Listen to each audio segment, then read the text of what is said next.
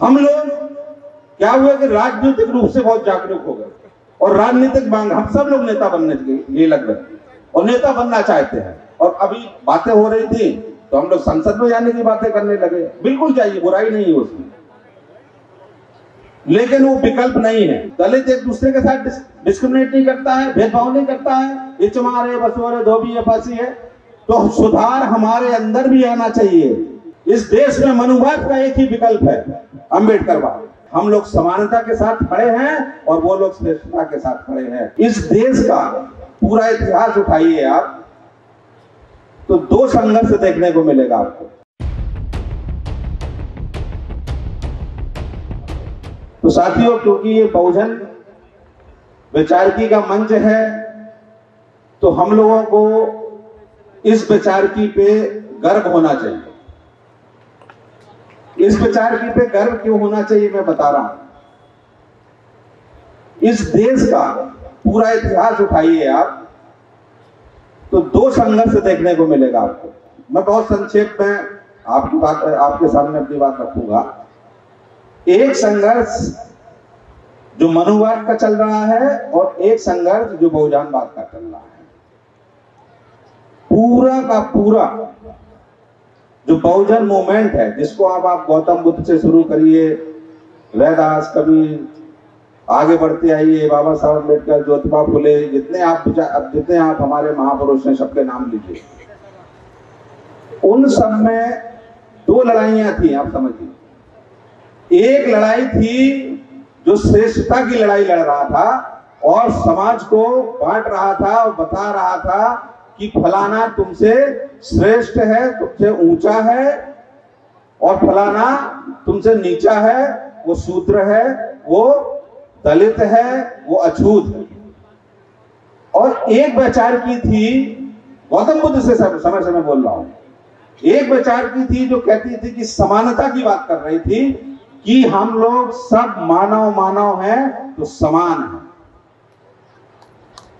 इसी की पूरी लड़ाई है। जितने भी संसाधन, जितनी भी राजनीतिक लड़ाइयां, संसाधनों में जो कब्जा हुआ बैठा है, केवल और केवल इसी लड़ाई को लेकर है। हम लोग समानता के साथ खड़े हैं और वो लोग श्रेष्ठता के साथ खड़े हैं। तो आप लोग तय करिए कि आप किसके साथ खड़े हैं। यदि आप समानता के साथ खड़े हैं तो आप संविधान के साथ खड़े हैं। आप समानता के साथ खड़े हैं तो अपनी इस वैचारिकी के साथ खड़े हैं, और यही वैचारिकी ही हमको बचा सकती है। इस देश में मनुवाद का एक ही विकल्प है, अम्बेडकरवाद। सहमत हो चाहे ना हो, यदि अम्बेडकरवाद नहीं होगा तो इस देश नहीं बचेगा, इस देश के बहुजन नहीं बचेंगे। जितने जल्दी समझ जाए आप समझ जाइए। साथियों, बाबा साहब ने सब कुछ कहा, आप लोगों ने सुना पढ़ा। जीवन के संस्मरण भी बहुत इंपॉर्टेंट होते हैं। आप पूरी संविधान की प्रस्तावना पढ़ी गई इस मंच में, बहुत अच्छा हुआ। उसमें जो मूल्य बताए गए हम लोग सब परिचित हैं। इस सब की आप लड़ाई देखेंगे तो लास्ट में एक शब्द पर आती है, किसके लिए पूरा संविधान, किसके लिए पूरे संसाधन, किसके लिए पूरे नियम कानून? आत्मसम्मान के लिए, कि हमको सम्मान कैसे मिले, डिग्निटी के लिए। पूरा संघर्ष डिग्निटी का है, संघर्ष का है। इसीलिए साथियों, इस संविधान की जब आप करते हैं तो उसी सम्मान की बात करिए कि हम लोग आपस में सम्मान करें। मैंने उन संस्मरणों की बात कर रहा हूं। बाबा साहब की एक छोटी सी पुस्तक सबने पढ़ी होगी शायद, और बुद्धिजीवी लोगों ने तो पढ़ी होगी, बेटिक टू बीजा। उसमें उनके संस्मरण है कि कैसे जीवन में अनुभव हुए। तो कहते हैं ना कि बचपन के अनुभव भूल जाते हैं, लेकिन कुछ कुछ चीजें याद रहती हैं। तो मुझे भी यही चंडौत का है एक वाकया मैं आपके साथ शेयर कर रहा हूं। और याद है, मेरी दाई, लोकल भाषा में दाई,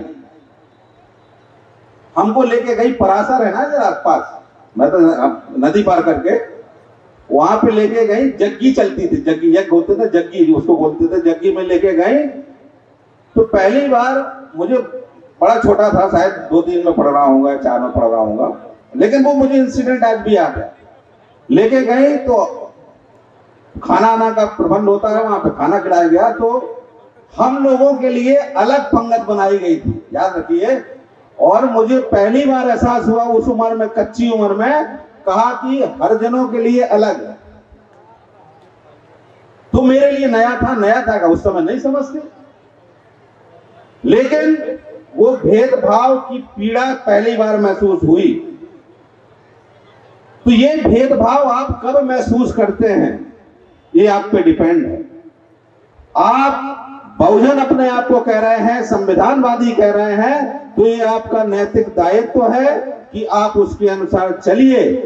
गांव देहात, अपने शहरों में आबादी के हिसाब से SC ST OBC की ही संख्या है, लेकिन हम लोग गुलाम बने हुए हैं और आपस में लड़ रहे हैं क्योंकि हमारे अंदर वो ब्राह्मणवादी एलिमेंट, वो मनोभाव अभी घुसा हुआ है। खासतौर से मैं कहना चाहता हूं, अपने बुंदेलखंड में एक ही जाति का मैं देखता हूं, यदि मैं गलत नहीं हूं तो राजपूत जाति एक सशक्त जाति है, जिसको हम लोग लोधी जाति बोलते हैं। क्या वो डिस्क्रिमिनेशन नहीं करते हैं?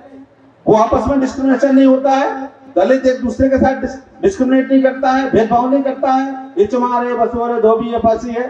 तो सुधार हमारे अंदर भी आना चाहिए। ऐसा नहीं है कि केवल हम उसको ब्राह्मणवाद को गाली देते रहें। वही ब्राह्मणवाद को हम लेके बैठे हैं। एक गांव में झगड़ा हुआ, चाहे वो SC का हो चाहे OBC का हो, सब इकट्ठे हो जाइए। किसी की हिम्मत नहीं है कि आपकी रिपोर्ट ना लिखे, किसी की हिम्मत नहीं है कि आपके साथ बदतमीजी कर जाए कोई। लेकिन एक बार आप साहस तो करके देखिए, विश्वविद्यालयों में हम लोग बौद्धिक लोग, भले ही थोड़ी वैचारिक रूप से हमारी आपस में मतमुटाव हो, व्यक्तिगत भिन्नता हो, विचार की थोड़ा थोड़ा अलग करती हो, लेकिन ऐसे केसों में एकजुट होते हैं। रोस्टर की लड़ाई में सब लोग दिल्ली विश्वविद्यालय से भी बैठे हैं, लखनऊ विश्वविद्यालय से भी हम लोगों ने उसी लड़ाई को लड़ा, इसलिए उसमें सफलता मिली। साथियों, एक चीज और मैं छोटी सी संक्षेप में कहूंगा। सब लोग शिक्षा शिक्षा चिल्लाते हैं, इसी शिक्षा कितनी महत्वपूर्ण है आपने जाना होगा। उसी शिक्षा को कैसे बर्बाद किया जा रहा है ये भी आप समझ लीजिए। यहां पर जितने बैठे हैं, खासतौर से जितने बुद्धिजीवी लोग बैठे हैं, हमारे सम्मानित लोग सभी बैठे हैं, तो मैक्सिमम लोगों ने उसी सरकारी स्कूल से, उसी प्राथमिक विद्यालय से पट्टी बोरका में पढ़ाई की होगी ना? की होगी कि नहीं की होगी? इसमें सहमति है? उसी पट्टी बोरका से, उसी दरी से आप आगे बढ़े और हर जगह आप जो मेहनत कश लोग हैं वो हमेशा आगे बढ़ते हैं और आगे बढ़े और आप लोगों ने अपना झंडा बुलंद किया। क्या इसका इंपैक्ट हुआ आप समझिए। इस सरकारी स्कूलों में कौन पढ़ता था? इस सरकारी स्कूलों में कौन पढ़ता था? ज्यादातर अपने ही लोग पढ़ते थे। तो सबसे पहले उन्होंने इस सरकारी स्कूलों को बर्बाद किया। इसके बाद सरकारी स्कूलों को बर्बाद जब करने के बाद प्राइवेट स्कूल दे दिए। फिर हम लोग अपने बच्चे को भी पढ़ाना चाहते हैं कि भैया अंग्रेजी मीडियम में, प्राइवेट स्कूल में हमारे पास पैसा है, पढ़ाएंगे। उसका दोनों तरफ से कारण है। सरकारों ने ध्यान नहीं दिया, हम लोगों ने कोई मेहनत नहीं की, और उसका परिणाम हुआ कि जो शिक्षा के सबसे बड़े केंद्र थे वो धराशायी हो गए। अब ये लोग आए हैं उच्च शिक्षा पर। सिस्टमेटिक समझिए, मनुवाद, RSS, ब्राह्मणवाद करके जितने भी पिछले 10 साल में नियुक्तियां हुई हैं, उस पे आप तय कर लीजिए कि कहां की हुई है। सब और सब उसी विचारधारा के लोगों की हुई नियुक्तियां, और उनको ये पता है कि संस्थाओं में कैसे कब्जा किया जाता है और संस्थाओं का क्या महत्व है। हम लोग क्या हुआ कि राजनीतिक रूप से बहुत जागरूक हो गए और राजनीतिक मांग, हम सब लोग नेता बनने के लिए लग गए और नेता बनना चाहते हैं। और अभी बातें हो रही थी तो हम लोग संसद में जाने की बातें करने लगे। बिल्कुल चाहिए, बुराई नहीं है उसमें, लेकिन वो विकल्प नहीं है। अब आपको दूसरे ढंग से सोचना पड़ेगा। जब तक आप सामाजिक नेता नहीं बनेंगे तब तक बहुजनों में और अपने स्थिति में आप सुधार नहीं कर सकते। ये मेरा चैलेंज है। सामाजिक नेता बनना पड़ेगा आपको। अब राजनीति छोड़िए, कितने हैं वहां पर देख लीजिए, जितने जाएंगे आबादी के हिसाब से हैं। तो क्या हो गया, हर जगह आरक्षण खत्म है, चिल्लाते रहिए। प्रतिनिधि बैठे तो हैं आपके, क्या कर लिए? आप ही के हाथ से आपका आरक्षण का, रिजर्वेशन का बिल खड़वा दिया। क्या कर लिए आप?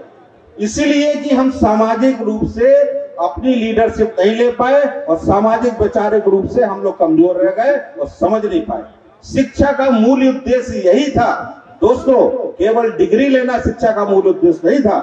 बाबा साहब ने जब उच्च शिक्षा की बात की कि उच्च शिक्षा में बनी हो, उच्च शिक्षा में आइए, तो क्या आइए, किसके लिए आई उच्च शिक्षा में? कि आप में समझ पैदा हो जाए। समझ किसकी? कि क्या गलत है, क्या सही है, क्या उचित है, क्या अनुचित है।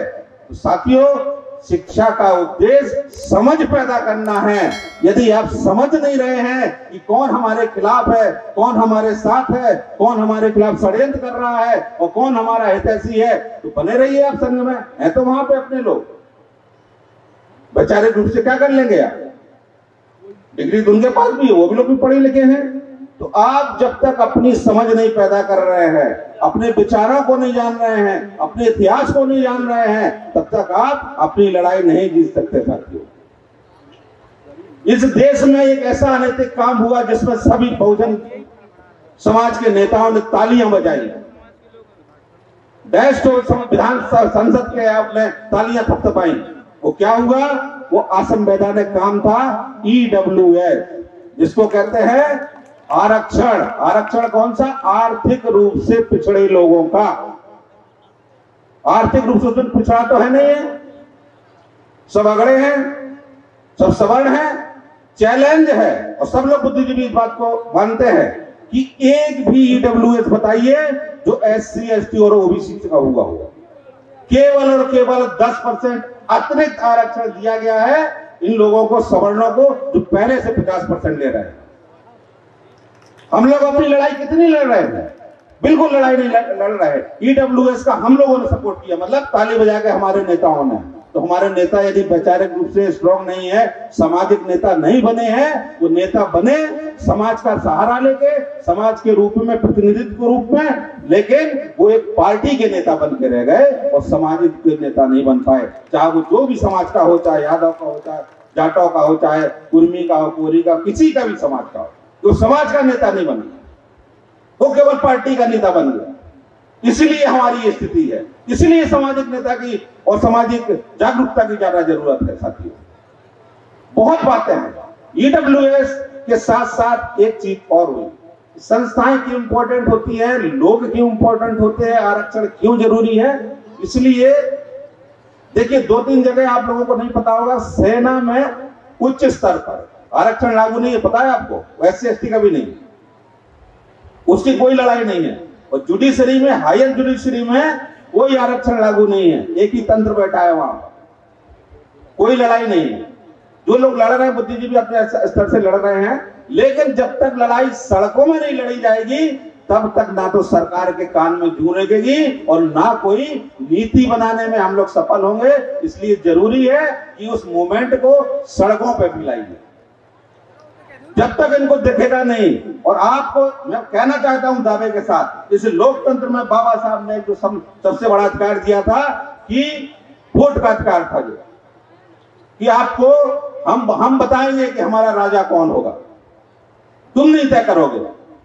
इसलिए राजा का बेटा राजा बनेगा, ये हम बताएंगे कि बनेगा कि नहीं बनेगा। ये गरीब का बेटा, एक मजदूर का बेटा राजा का बेटा बनेगा। लेकिन हंसी अहमद बड़ा चिंता का विषय है।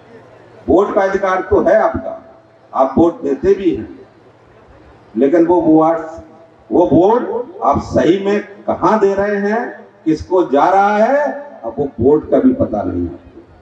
केवल बस आप अंगूठा लगाते हैं, वो वोट कहां जा रहा है इसकी आपको बिल्कुल एकदम भूल जाइए आपने कि फलाने आदमी को वोट दिया है, कि आप उसी को दिया है कि नहीं दिया है। इसलिए ये लड़ाई भी जरूरी है। बहुत बातें हैं साथियों। मैं भावुक आदमी हूं क्योंकि मैं अपने ही क्षेत्र में, अपने ही लोगों के बीच खड़ा हुआ हूं। मुझसे कोई गलती हो, गुस्ताखी हो तो क्षमा कर दीजिएगा। राष्ट्र आदमी हूं, मेरे साथी भी बैठे हैं यहाँ पर, ठीक है। आगे प्रोफेसर रविकांत जी बहुत कुछ बोलेंगे। कुल मिला के इस संघर्ष को कैसे जारी रखें, बिल्कुल सही बात है कि राजनीतिक रूप से जब आपको सत्ता मिलती है तो अपने आप एजेंडे में गति दे सकते हैं। अपना आपका जो सामाजिक एजेंडा हो चाहे जो भी हो, तो राजनीतिक सत्ताएं जरूरी है, मैं इसका विरोध नहीं कर रहा हूं, लेकिन सामाजिक सत्ता जब तक नहीं आप प्राप्त करेंगे तब तक ये राजनीतिक सत्ता जो चुटकी की तरह वो मसलते रहेंगे, आप ही के लोगों को मिला के आप ही को तोड़ते रहेंगे, आपके सपोर्ट में कोई नीति नहीं बनने देंगे। लिटरल एंट्री का नाम सबने सुना होगा, पढ़े लिखे लोगों ने तो सुना ही होगा। पॉलिसी मेकिंग जो सबसे इंपॉर्टेंट चीज है, ब्यूरोक्रेसी का जिसको कहते हैं विधायिका का सबसे महत्वपूर्ण, कि जहां पर नीतियां बनती हैं, कितना आपको पैसा मिलेगा, कितना शिक्षा में जाएगा, कितना इसमें समाज कल्याण में जाएगा, कितनी स्कॉलरशिप हम देंगे गरीब बच्चों को, वो पैसा जो डिसाइड करेगा वो कौन है। लिटरल एंट्री के माध्यम से एक आध दो लोग, जो हम लोग जैसे लोग, मतलब बहुजन समाज के लोग पहुंचे थे, उनको भी खत्म कर दिया और अपने लोगों को वहां पर बिठा दिया। इसका कोई विरोध नहीं हुआ, किसी राजनीतिक पार्टियों ने विरोध नहीं किया। ये विरोध कौन करेगा? राजनीतिक पार्टियां तो अपनी बैठ गई, अपने उन्होंने अपने लिए कर लिया, ये विरोध हम और आप ही करेंगे। ये लड़ाई लिटरल एंट्री की यदि इस मुहिम खड़ी हो जाती तो इनकी हिम्मत नहीं थी कि ऐसी जगहों पर बिठा देते, लेकिन हम लोग भी अपने ईमानदार नहीं है अपने कर्मों के प्रति। तो सुधार हम लोगों में भी जरूरी है साथियों, क्योंकि बहुत वक्ता है, ज्यादा नहीं कहूंगा। आप सबको बहुत बहुत साधुवाद, धन्यवाद। जय भीम, जय अम्बेडकर, जय फुले, जय पेरियार, जय बिरसा मुंडा, जय संविधान। संविधान की रक्षा हमेशा कीजिएगा। धन्यवाद। जय हो।